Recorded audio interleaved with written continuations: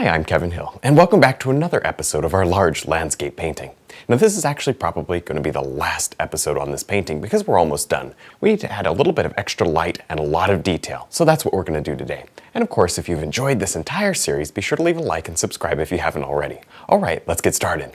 One of the first things that needs to happen up here is, well, we need to sort of add some detail to this trunk. So I have this color here, which is a nice trunk color, and I have some clear gel mixed right in with it. Now, because obviously this is dry, everything is dry, I can just take this and kind of streak it right over this bark that we've already painted and get smaller effects. I actually did this on the other tree a couple weeks ago.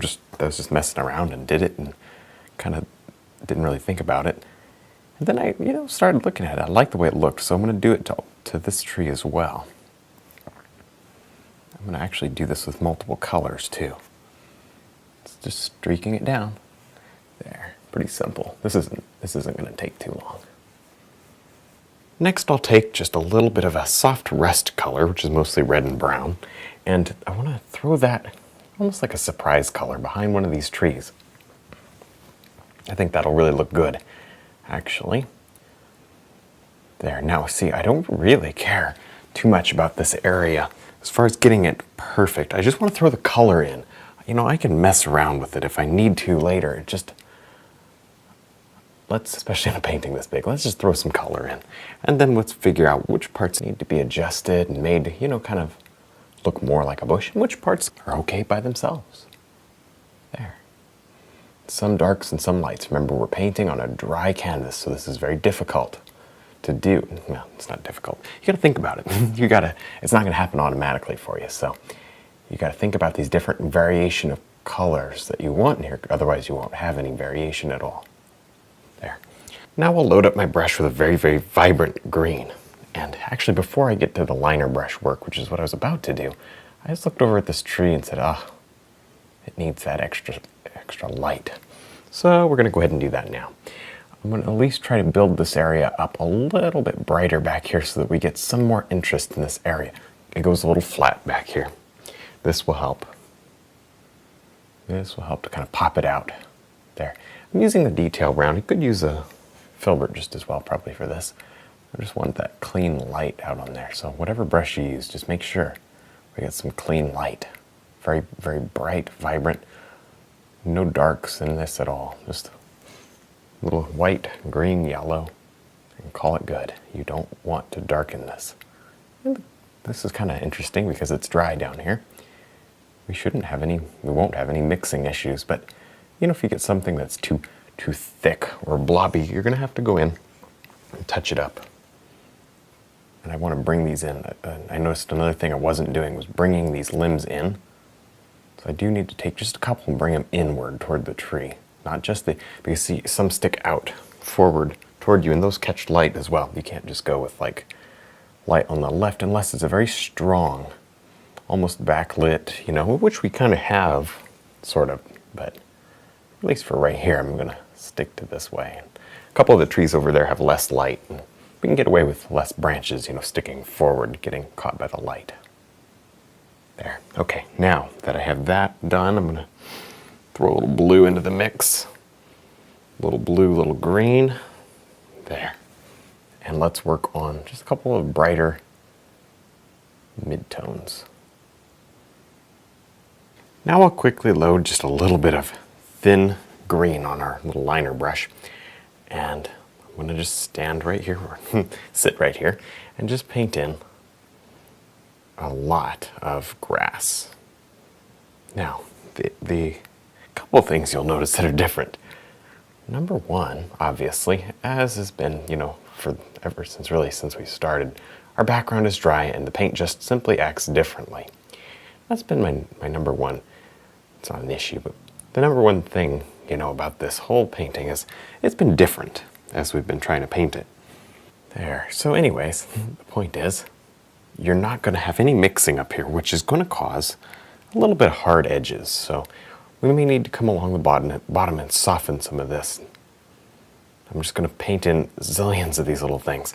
We've got all the time we need to take, so I'm not going to rush through this. 5 weeks of painting. I'm not going to rush the ending.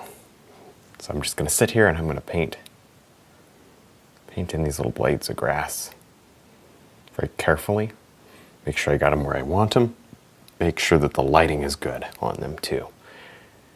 There. So I'm just very repetitive.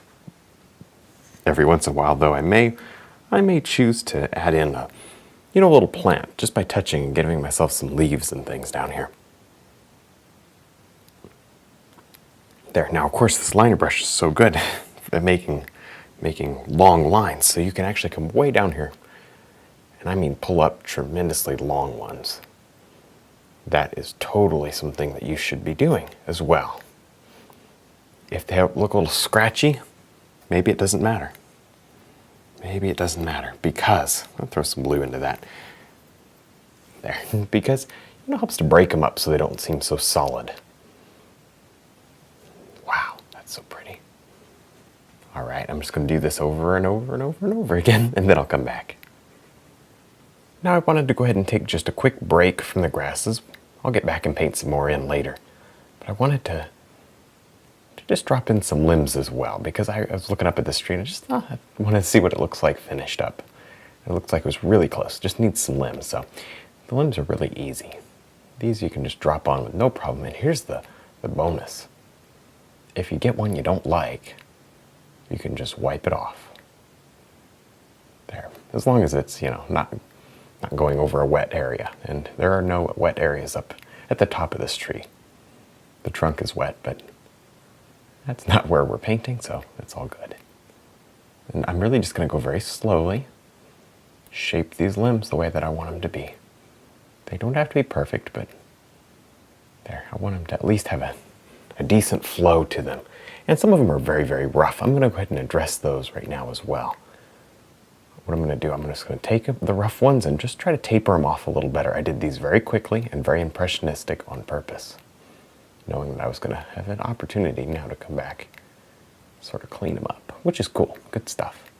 Why would you work so hard when you know you can just come back and very easily tweak it? There, and I didn't want to use the liner brush till the very end, so there you go. Now I'm going to go ahead and just drop on a bit of highlight back here to this little waterfall. This one's not as important as any of the others, so I'm not going to spend much time on it, because I didn't really want to draw a lot of attention to this side. Maybe a little touch right here. Good, and then I'm just going to blend these all together and maybe just create a feeling of a little bit of movement on the water, but not much. Definitely don't want a whole lot of movement. There. Now, one of the last things we're going to do to this painting is just dry brush over a little bit of black, really a dark gray, it's not pure black, over some of the shadow areas in this mountain, and even over the highlight. What this is going to do is make a very, very fine, broken texture. And what I'm doing is I'm touching so light that it's only clipping, the top peaks of the paint, and then the area where the paint doesn't raise up, those areas are, well, they're not hit with this color. So it leaves a lot of beautiful detail really very easily. I'm just going to do that over these mountains.